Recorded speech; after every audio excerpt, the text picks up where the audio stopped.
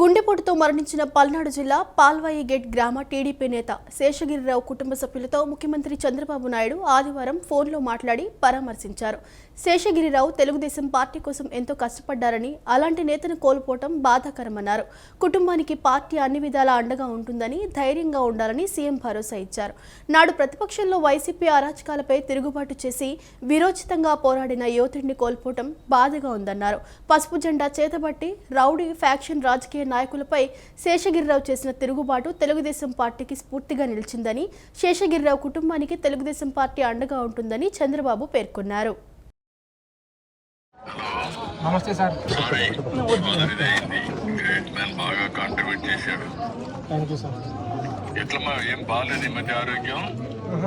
బాగానే ఉంది సార్. అది హార్ట్ స్ట్రోక్ అన్నారు. అంటే ఆల్ ఆఫ్ షడన్ వచ్చిందా? అవును సార్. ఎప్పుడు ముందు చెక్ చేయించాడు? అంటే అసలు ఎప్పుడు రాలేదు సార్ హార్ట్ స్ట్రోక్. ఎప్పుడు సార్ మెడికల్ చెకప్ ఏమైనా చేశాడా? అట్లాంటి ఏం లేదు సార్ అసలు మామూలుగా. ఎంత వయసు ఎంత ఇప్పుడు? 46 ఉంటుంది సార్. 47. ఎంగేజ్. ఎప్పుడు చెకప్ చేస్తుందంటే ఏమి లేవు? లేవు సార్ అసలు. ఆల్ ఆఫ్ షడన్ ఇది అయిందా? అవును సార్. నువ్వేం చేస్తావమ్మా? నేను అగ్రికల్చర్ చూడండి sir. BS agriculture drop trials చేస్తాను. ఓకే, బిఎస్ అగ్రికల్చర్ చేస్తాను. అయిపోయింది సార్. ఒకసారి ఇది ఎంత అయినా ఒకసారి రమ్మని మాట్లాడి ఎట్లా ఇది చేస్తా చెప్తాను. Okay sir, thank you sir. నేను గైడ్ చేస్తాను సార్. వాళ్ళ brother sir doctor sir, Vijayawada. ఇవ్వండి సార్. Good evening sir. నమస్కారం బ్రదర్. మీరు ఎక్కడ పని చేస్తారు? నేను మొన్నటిదాకా విజయవాడలోనే ఉన్నాను సార్. పిన్నమనేని సిద్ధార్థ మెడికల్ కాలేజీలో పనిచేశాను. తర్వాత ఇప్పుడు ఒక 4 months అవుతుంది రిజైన్ చేశాను సార్. ఇప్పుడు ఫ్రీలాన్సింగ్ చేస్తున్నాను. అలాగే యూజువల్గా పెద్ద ప్రాబ్లం అయితే, మేజర్ ప్రాబ్లం అయితే ఏం లేదు సార్. నేనే బీపీ షుగర్లో చూస్తుండేవాడిని గుంటూరు వచ్చినప్పుడు అమ్మల దగ్గరికి. కాకపోతే అనుకోకుండా మరి ఈ ఇన్సిడెంట్ ఎలా అయిందో తెలియదు సార్. మోస్ట్లీ హార్ట్ ఫెయిల్యూర్ అనిపిస్తుంది. ఎందుకంటే సడన్గా అయిపోయింది సార్. ఏం తెలియదు అసలుకి. అనుకోకుండా వదిన గారు కూడా వాళ్ళ మదర్ ఇంటికి వెళ్ళారు. పక్కన చిన్న ఒక ఆమె ఓల్డ్ మన ఇంట్లో ఉంటారు. ఆమె టిఫిన్ ఇవ్వడానికి లేచి చూసే వరకు పడి ఉన్నాడంట. చూస్తే ఏం లేదు సార్.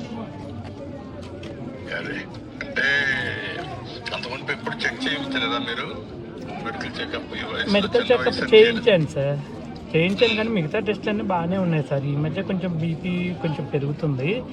ఆల్రెడీ మెడికేషన్స్ కూడా వాడుతున్నారు. కాకపోతే మరి ఇది ఎందుకైందో తెలియదు సార్. మ్యాసివ్ హార్ట్ అటాక్ అయి ఉంటుంది. ఆన్ స్పాటే చనిపోయారన్నట్టు చూసిన వాళ్ళు చెప్తున్నారు. అంటే బౌల్లో పడ్డాడు అంతే, ఇంకా లేవని కూడా లేవలేకపోయాడు. సో మ్యాసివ్ హార్ట్ అటాక్ అయి ఉంటుంది సార్.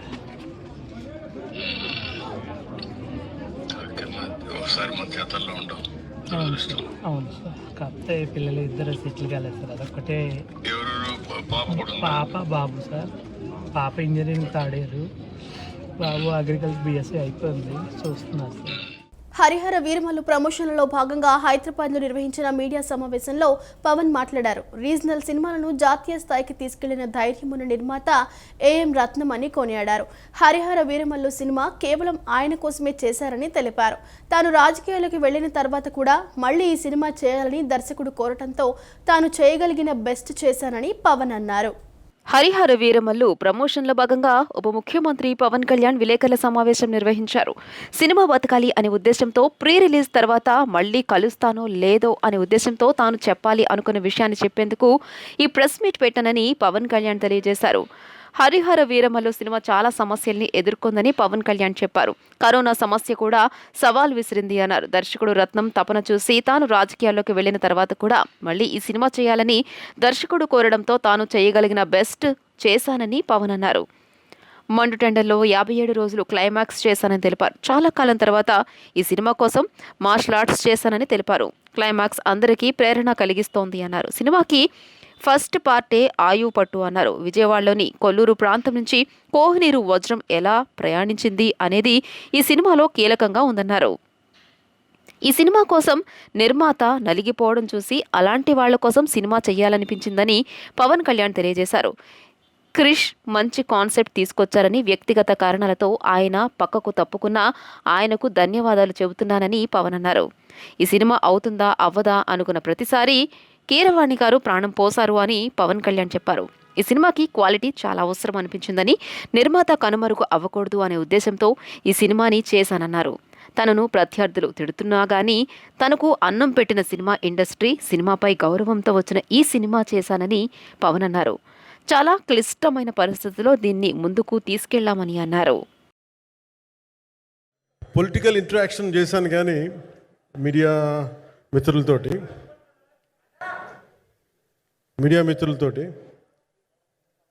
సినిమా పరంగా నేను ఎప్పుడు ఆలోచించలేదు, ఎప్పుడు నాకు చేయలేదు. ఫస్ట్ టైం మొదటిసారి నేను ఎప్పుడు కొంచెం మొహాట పడతాను మాట్లాడటానికి సినిమాకి సంబంధించినంత వరకు. ఇక్కడ సినిమాని ఎలా ప్రమోట్ చేసుకోవాలో నాకు తెలియదు. పని చేయడం తెలుసు తప్ప దీన్ని అంటే మనం ఇంత చేసామని చెప్పడం ఎప్పుడు నాకు కొంచెం ఎబ్బెట్టుగాను ఇబ్బందిగా ఉంటుంది. ఇంకా నేను చాలా యాక్సిడెంటల్ యాక్టర్ అండ్ ఇంకా గత్యంతరం లేక టెక్నీషియన్ అయిన వాడిని. నాకు నచ్చే సన్నివేశాలు, నచ్చే సినిమాలు చేసుకోవడానికి ఆ పరిస్థితుల్లో ఇది నా మొదటి ఇంటరాక్షన్. ఇది అంటే ఈవినింగ్ ఆడియో ఫంక్షన్ పెట్టుకొని మళ్ళీ ప్రెస్ మీట్ దేనికంటే మళ్ళీ నాకు మీతో ఇంటరాక్ట్ అయ్యే అవసరం ఫంక్షన్ తర్వాత ఉండకపోవచ్చేమో అని చెప్పేసి అదొకటి మేజర్ ఒక ఇది కన్సర్న్. అదొకటి అంటే రత్నం గారు అంటే ఈవినింగ్ చెప్దాం అనుకున్నా, బట్ స్టిల్ ఇప్పుడే చెప్పేస్తున్నాను ఈ మాట.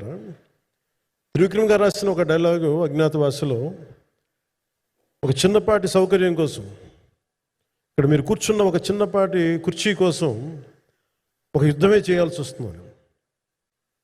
అలాంటిది ఒక సినిమాని చేయడం అంటే ఎన్నిసార్లు మినీ యుద్ధాలు చేయాలి, ఆర్థికంగా కావచ్చు, క్రియేటివ్గా కావచ్చు, వీటన్నిటికీ సంబంధించి. అలాంటిది నేను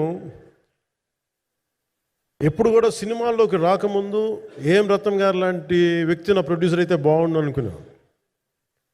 భారతదేశానికి పాన్ ఇండియా సినిమాని, ముఖ్యంగా రీజనల్ సినిమాని జాతీయ స్థాయిలో తీసుకెళ్లిన వ్యక్తి ఆయన. ఆధారాలు ఉంటేనే ఎవరినైనా అరెస్టు చేస్తారని ఎంపీ మిథున్ రెడ్డి అరెస్ట్ అంశంపై హోంమంత్రి అనిత స్పష్టం చేశారు. ఏమైనా ఉంటే కోర్టులో తేల్చుకోవాలని చెప్పారు. కోర్టు రిమాండ్ విధించిందంటే మనం గౌరవించాలని, న్యాయస్థానానికి సరైన ఆధారాలు ఇవ్వకపోతే రిమాండ్కు ఇవ్వరు కదా అని అన్నారు. ప్రొసీజర్ యథావిధిగా సాగుతుందని స్పష్టం చేశారు. ఆధారాలు ఉంటేనే ఎవరినైనా అరెస్టు చేస్తారని హోంమంత్రి అనిత అన్నారు. Vaikapa MP Mithun Reddy arrest, remand గురించి ఆమె వ్యాఖ్యలు చేశారు. ఏమైనా ఉంటే కోర్టులో తేల్చుకోవాలని చెప్పారు. కోర్టు రిమాండ్ విధించిందంటే మనం గౌరవించాలని పేర్కొన్నారు. న్యాయస్థానానికి సరైన ఆధారాలు ఇవ్వకుంటే రిమాండ్కు ఇవ్వరు కదా అని అన్నారు. ప్రొసీజర్ యథావిధిగా సాగుతోందని పేర్కొన్నారు. శ్రీ సత్యసాయి జిల్లా మడకసిరిలో ఏర్పాటు చేసిన మీడియా సమావేశంలో ఆమె మాట్లాడారు. ప్రస్తుతం 3 సైబర్ క్రైమ్ పోలీస్ స్టేషన్లు పనిచేస్తున్నాయని చెప్పారు. జిల్లాకు ఒక సైబర్ క్రైమ్ పిఎస్ ఏర్పాటుకు సీఎం చంద్రబాబు ఆదేశాలు ఇచ్చారని తెలిపారు. 1,00,000 సీసీ కెమెరాలు ఏర్పాటు చేయాలని లక్ష్యంగా పెట్టుకున్నారని తెలియజేశారు. ప్రతి నియోజకవర్గం, గ్రామంలో వీటి ఏర్పాటుకు చర్యలు తీసుకుంటున్నట్లు వివరించారు. ప్రతి పోలీస్ స్టేషన్కు 2 డ్రోన్లు ఇచ్చేలా చర్యలు తీసుకుంటున్నామన్నారు. It's not a easy thing. ఎన్నో ఎవిడెన్స్లు ఉండి, పక్కా ఎవిడెన్స్లు ఉంటేనే కానీ ఒక ఎంపీని అరెస్ట్ చేయలేం. ఈరోజు నాలాంటి దాన్నో మీలాంటి దాన్నో తీసుకొచ్చి ప్రతిపక్షంలో ఉన్నప్పుడు ఎలాగోలా చేసేయచ్చు, ఏదైనా కేసు పెట్టవచ్చు. కానీ ఒక ఎంపీ మీద అరెస్ట్ చూపించారు అనేటప్పుడు వితౌట్ ఎనీ ఎవిడెన్స్ చేయకూడదు. అలా ఏమి రూల్ ఏం లేదు. వితౌట్ ఎవిడెన్స్ ఉంటేనే మేము చేస్తాం. ఎవిడెన్స్తోనే చేశారు. కాబట్టి అవన్నీ అక్రమమా సక్రమా అని కోర్టులు తెలుస్తాయి. కోర్టులో తెలుసుకోండి. దానికి ఎందుకు ఇక్కడికి వచ్చి గగ్గోలు పెట్టడం? అన్ని సంవత్సరాలు ముఖ్యమంత్రి చేసిన వ్యక్తిని, ప్రతిపక్ష హోదా కలిగిన వ్యక్తిని 53 రోజులు మీరు అక్రమంగా అరెస్ట్ చేసి జైల్లో పెట్టారు. అదే అక్రమ అరెస్టులు అంటే. ఈరోజు సాధారణంగా జగన్మోహన్ రెడ్డి ఊర్లోకి వస్తున్నాడంటేనే షాపులన్నీ మూయించేసి, మా ఇంట్ల దగ్గర హౌస్ అరెస్టులు చేసి, మమ్మల్ని కూడా రోడ్డు మీదకి రానివ్వకుండా చేశారే, అవి అక్రమ అరెస్టులు అంటే. ఇవి కాదు అక్రమ అరెస్టులు అంటే. ఇది సక్రమంగా జరుగుతున్న ప్రక్రియ. ఎన్టీఆర్ జిల్లా వ్యాప్తంగా గురువారం రాత్రి నుంచి భారీ వర్షాలు కురుస్తున్న నేపథ్యంలో ప్రజలు అప్రమత్తంగా ఉండాలని కలెక్టర్ లక్ష్మీశ సూచించారు. ఎక్కడైనా తక్షణ సహాయం అవసరమైన పరిస్థితులు ఉంటే ప్రజలు స్పందించాలని జిల్లా కలెక్టరేట్లో ఏర్పాటు చేసిన కంట్రోల్ రూమ్ నంబర్ 9154970454కు ఫోన్ చేయవచ్చని కలెక్టర్ సూచించారు. ఎన్టీఆర్ జిల్లా వ్యాప్తంగా గురువారం రాత్రి నుంచి భారీ వర్షాలు కురుస్తున్నాయి. వర్షాల ప్రభావంతో కొన్ని ప్రాంతాల్లో నీటి ముట్టడులు, రహదారులపై జలపాతం వంటి పరిస్థితులు ఏర్పడ్డాయి. ఈ నేపథ్యంలో జిల్లా యంత్రాంగం అప్రమత్తమైంది. జిల్లా కలెక్టర్ డాక్టర్ జి లక్ష్మీష్ ఆధ్వర్యంలో రెవెన్యూ, విద్యుత్, గ్రామీణ, నీటి సరఫరా, మున్సిపల్, రహదారులు, భవనాలు తదితర శాఖల అధికారులతో సమన్వయంగా పరిస్థితిని నియంత్రించేందుకు చర్యలు చేపడుతున్నారు. అధికారులు క్షేత్రస్థాయిలో ఉండి ప్రజలకు అవసరమైన సహాయం అందిస్తున్నారు. ఎక్కడైనా తక్షణ సహాయం అవసరమైన పరిస్థితులు ఉంటే ప్రజలు స్పందించాలని జిల్లా కలెక్టరేట్లో ఏర్పాటు చేసిన కంట్రోల్ రూమ్ నెంబర్ 9154970454కు ఫోన్ చేయొచ్చని కలెక్టర్ సూచించారు. ప్రజలు జాగ్రత్తగా ఉండాలని, అవసరమైనప్పుడు అధికారుల సహాయాన్ని వినియోగించుకోవాలని కలెక్టర్ సూచించారు. ముఖ్యంగా రోడ్స్లో వర్షం పడుతున్నప్పుడు నీళ్లు స్టాగ్నేషన్ అప్పుడప్పుడు ఎక్కువ కనిపిస్తూ ఉంటుంది.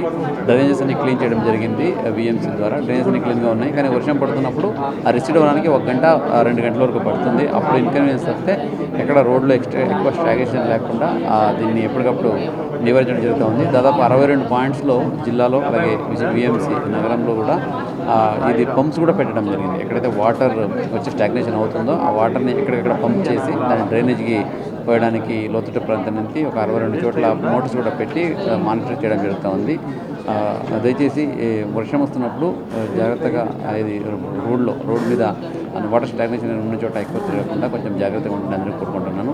ఏదైనా మీకు ఎక్కడైనా ఈ ఆరోగ్యపరంగా కానీ లేదా ఈ స్టాగ్నేషన్ పరంగా కానీ వర్షం వల్ల ఇబ్బంది అనిపిస్తే, ఏదైనా ప్రాబ్లం అనిపిస్తే మీకు కలెక్టరేట్ లెవెల్ కాల్స్ కూడా ఒకటి పెట్టి ఉన్నాను. ఆ నెంబర్కి దయచేసి ఫోన్ చేసి మాకు తెలియజేయండి. అలాగే ఆరోగ్యరీత్యా ఎక్కడికైనా ఎవరికైనా ఇబ్బంది అనిపిస్తే మెడికల్ ఏదైతే 108కి ఫోన్ చేయడమా లేదా మన కాల్ సెంటర్కి ఫోన్ చేసి ఎప్పటికప్పుడు మెడికల్ ఫెసిలిటీ కూడా పొందవలసిన సందర్భంగా తెలియజేస్తున్నాను.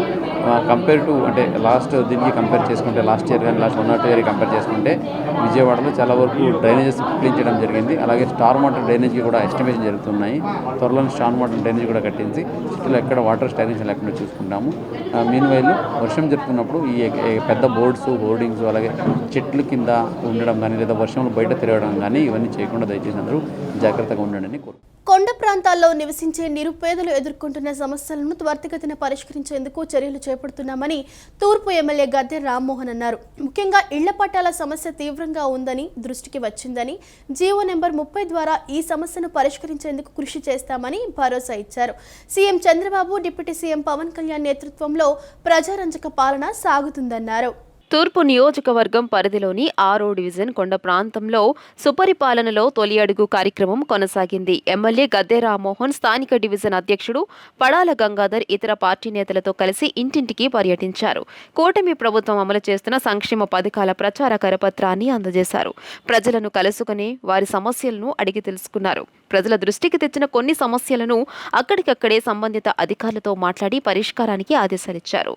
అనంతరం ఎమ్మెల్యే గద్దె రామ్మోహన్ మాట్లాడుతూ ఈ డివిజన్లోని కొండ ప్రాంతాల్లో నిరుపేదలు ఎక్కువగా నివసిస్తున్నారని, వారి సమస్యల పరిష్కారానికి అత్యంత ప్రాధాన్యత ఇస్తున్నామన్నారు. ముఖ్యంగా ఇళ్ల పట్టాల సమస్య ఎప్పటి నుంచో ఉందని, జీవో నెంబర్ 30ని అమలు చేయడం ద్వారా ఈ సమస్య పరిష్కారానికి చర్యలు తీసుకుంటామని భరోసా ఇచ్చారు. తల్లికి వందనం అమలు పట్ల ప్రజలు సంతోషంగా ఉన్నారని, సంక్షేమ పథకాలు అన్నీ కూడా అర్హులైన వారికి అందిస్తామన్నారు. ప్రధాని Narendra Modi, CM Chandrababu, deputy CM Pawan Kalyan, మంత్రి నారా లోకేష్ సారథ్యంలో ప్రజలకు మెరుగైన పాలన అందిస్తున్నామని వివరించారు.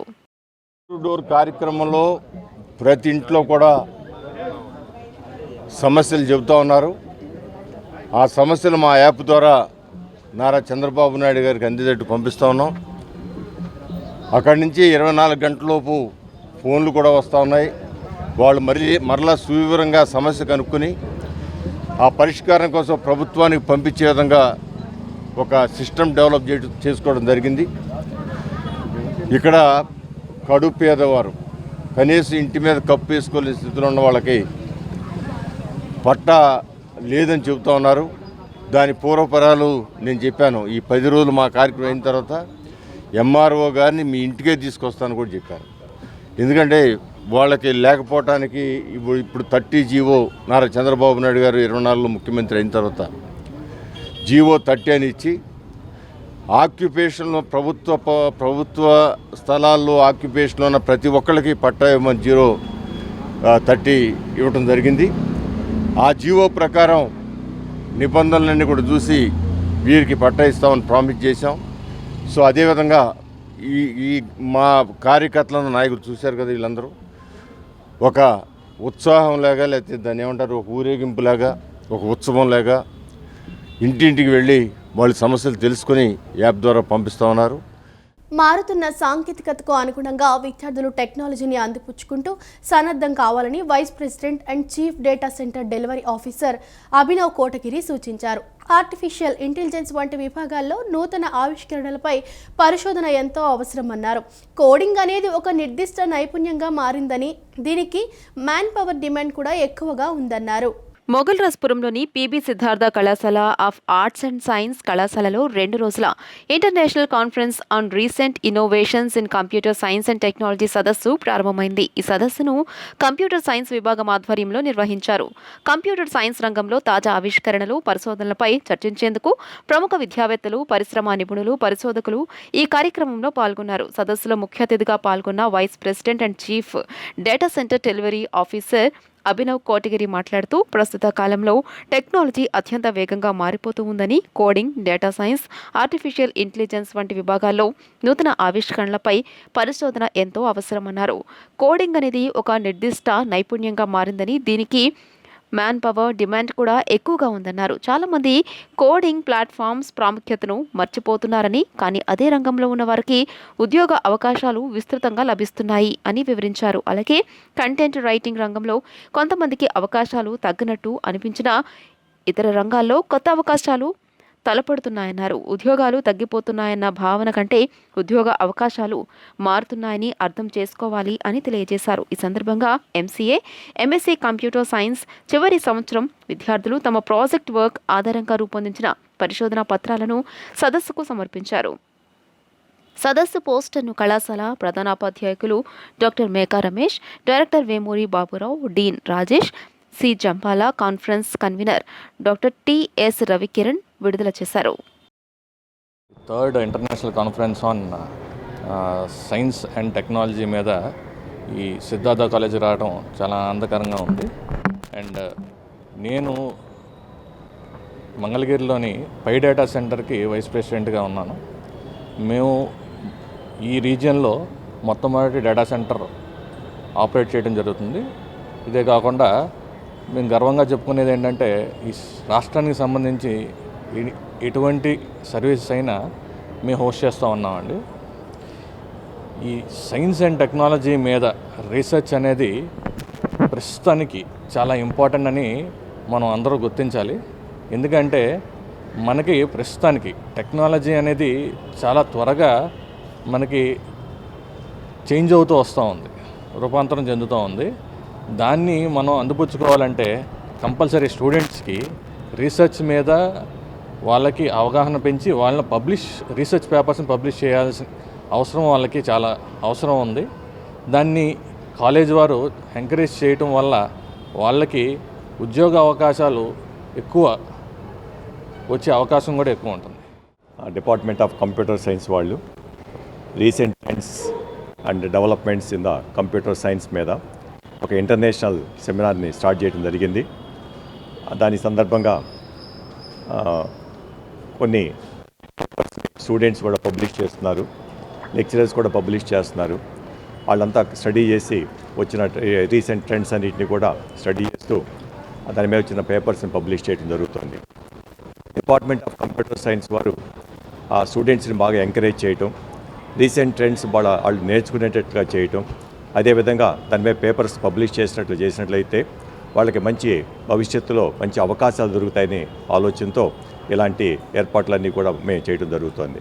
కాలేజీ ఎప్పుడు కూడా విద్యార్థులను ప్రోత్సహిస్తూ లేటెస్ట్ ట్రెండ్స్ అందరూ కూడా అన్నింటినీ కూడా వాళ్ళు తెలుసుకునేట్టుగా చేయటం అనేది మేము ఎప్పుడు కూడా మనం చేపట్టడం జరుగుతుంది. Thank you. ఈ విధంగా రాయటం వలన వాళ్ళకి ఉద్యోగ అవకాశాలు అయితే డెఫినెట్గా పెరుగుతాయండి. ఎందుకంటే ఇండస్ట్రీ ఇప్పుడు స్కిల్ సెట్టే కాదు, పిల్లలకి టెక్నాలజీయే కాదు, ఆ టెక్నాలజీని ఎట్లా అప్లై చేయాలి, వాళ్ళని పరిశోధన వైపు ఎట్లా తీసుకెళ్లాలనేది ఎక్కువగా ఆలోచిస్తూ ఉంది. సో ఈ సందర్భంలో ఇవి చాలా ఉపయోగపడుతుందండి. ఈ కాన్ఫరెన్స్ చాలా ఉపయోగపడుతుంది.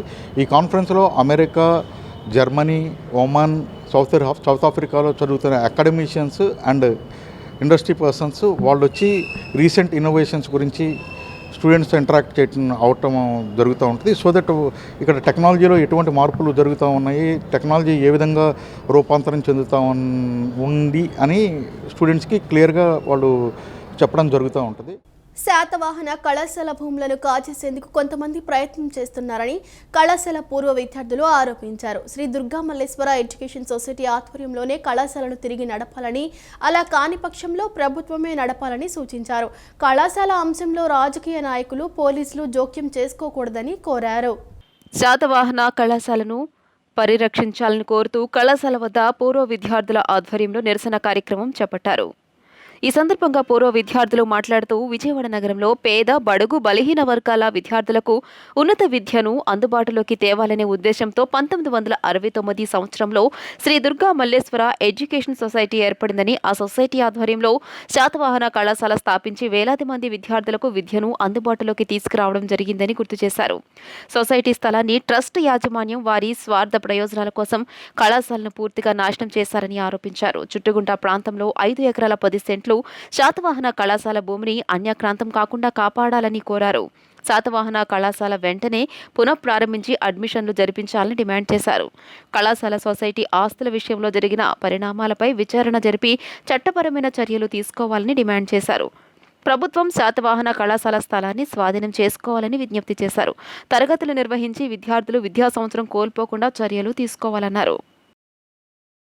అకస్మాత్తుగా మేము పేపర్లలో ఏం వార్త చూసామంటే కళాశాల భవనాలు కూల్చారని తెలిసింది. కళాశాల భవనాలు కూల్చడం ఏంటి, ఇది చాలా దారుణం, అన్యాయం కదా అని మేమంతా తరలి వచ్చాం. చూస్తేనేమో ఎటువంటి ఆర్డర్ లేకుండా ఇక్కడ పెట్టిన తప్పుడు ఆర్డర్లు, రాంగ్ ఆర్డర్స్, ఎస్ఎల్పి నంబర్లు వేసి ఈ ఆర్డర్లు మాకు సుప్రీంకోర్టు ఆర్డర్ ఇచ్చిందని చెప్పి భవనాలు కూలగొట్టారు.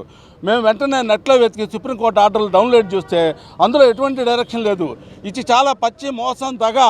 ఇది నిలువున కాలేజీని మోసం జరిగేసిన ఒక పెద్ద పన్నాగం వ్యూహం.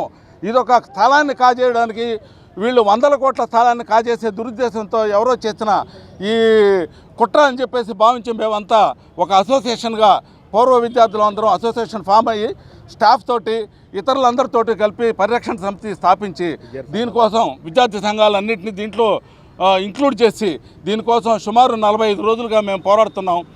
జూన్ 6వ తేదీ నుంచి అనేక ధర్నాలు నిర్వహించాం, ప్రెస్ మీట్లు నిర్వహించాం, బార్ అసోసియేషన్లో మీటింగ్ పెట్టాం, ప్రెస్ క్లబ్లో రౌండ్ టేబుల్ కాన్ఫరెన్స్ పెట్టాం. మేము కలెక్టర్ గారిని కలిసాం, ఎస్పీ సిపి రాజశేఖర్ బాబు గారిని కలిసాం, కలెక్టర్ సంతోష్ గారిని కలిసాం, కాలేజీ కమిషనర్ గారిని కలిసాం, తర్వాత మేము ఎమ్మెల్యే గారిని, బోండమ్మ గారిని కలిసాం, గద్దరామోహన్ గారిని, అందరినీ చేతులెత్తి జోడించుకున్నాం. ఎటువంటి ఆర్డర్ లేకుండా ఇల్లీగల్గా, అన్యాయంగా, అక్రమంగా, అనైతికంగా, అధర్మంగా ఈ కాలేజీని కూలగొట్టారు.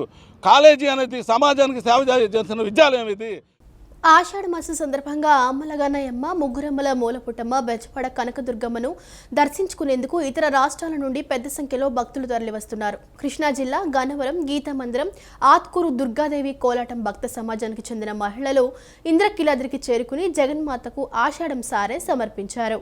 ఆషాఢ మాసం సందర్భంగా అమ్మలగన్నమ్మ, ముగ్గురమ్మల మూలపుటమ్మ, బెజవాడ కనకదుర్గమ్మను దర్శించుకునేందుకు ఇతర తెలుగు రాష్ట్రాలతో ఇతర ప్రాంతాల నుంచి పెద్ద సంఖ్యలో భక్తులు తరలివస్తున్నారు.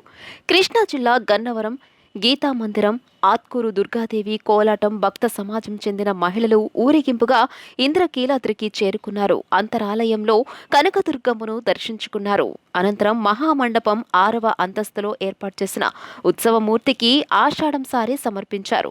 కళావేదిక వద్ద కోలాటం గురువులు చిట్టూరి వీర వెంకట గోపాలస్వామి, గోపి, చిట్టూరి దుర్గా, చెన్నకేశవులు నేతృత్వంలో మహిళలు కోలాటం చేశారు. సుమారు 60 మందికి పైగా కోలాటం నృత్య ప్రదర్శనలో పాల్గొన్నారు. దాదాపు గంట పాటు కోలాట నృత్య ప్రదర్శించారు. దుర్గమ్మ దర్శనానికి వచ్చిన భక్తులు కోలాట ప్రదర్శనను ఆసక్తిగా తిలకించారు. అనంతరం గురువులు మాట్లాడుతూ అమ్మవారి ఎదుట కోలాటం చేసే అవకాశం రావడం పూర్వజన్మ సుకృతమన్నారు. నాట్యం అపురూప కళ అని దూరదర్శన్ పూర్వ ప్రోగ్రాం డైరెక్టర్ ఓలేటి పార్వతీశం అన్నారు. నాట్య గురువు మల్లికా రాంప్రసాద్ నేతృత్వంలో నాట్యం నేర్చుకున్న వేములపల్లి హాసిని కూచిపూడి నాట్యరంగ ప్రవేశం కార్యక్రమం ఎంబీబీకేలో ఘనంగా జరిగింది. ఈ కార్యక్రమానికి ముఖ్య అతిథిగా హాజరైన ఓలేటి పార్వతీశం కుమారి హాసిని నాట్యరీతిని ప్రశంసించారు. హాసిని తల్లిదండ్రులు వేములపల్లి సురేష్ బాబు, నాగశివాని మాట్లాడుతూ అమెరికాలో పుట్టి పెరిగిన హాసిని నాట్యకళను నేర్చుకుని కూచిపూడి నాట్యరంగ ప్రవేశం చేయటం తమకు ఎంతో ఆనందంగా ఉందన్నారు.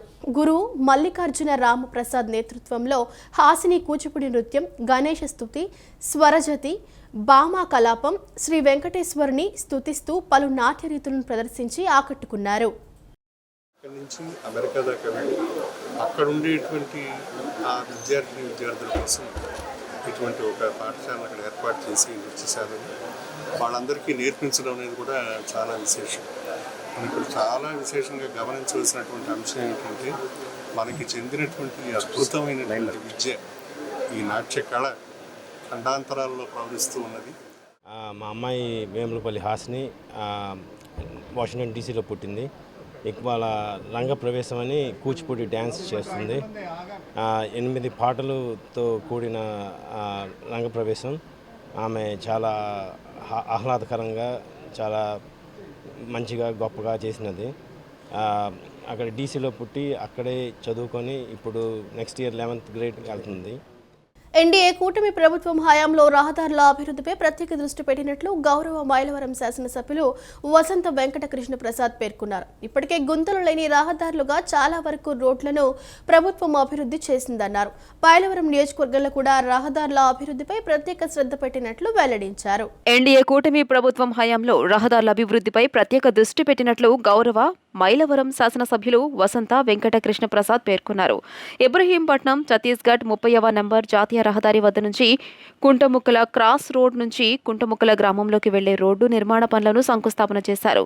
ఈ రోడ్డు నిర్మాణానికి నాబార్డు నుంచి 1.32 కోట్ల రూపాయలు మంజూరయ్యాయి. ఈ సందర్భంగా శాసనసభ్యులు కృష్ణప్రసాద్ మాట్లాడుతూ ఆంధ్రప్రదేశ్ రాష్ట్ర ప్రభుత్వం ఇప్పటికే గుంతలు లేని రహదారులుగా చాలా వరకు రోడ్లను అభివృద్ధి చేసిందన్నారు. మైలవరం నియోజకవర్గంలో కూడా రహదారుల అభివృద్ధిపై ప్రత్యేక శ్రద్ధ పెట్టినట్లు వెల్లడించారు. పలుచోట్ల నూతనంగా రోడ్ల నిర్మాణానికి, వంతెనల పునర్నిర్మాణానికి నిధులు మంజూరుకు ప్రతిపాదనలు పంపినట్లు వెల్లడించారు. నిధులు కేటాయించగానే ఆయా రహదారుల అభివృద్ధి పనులు కూడా ప్రారంభిస్తామన్నారు.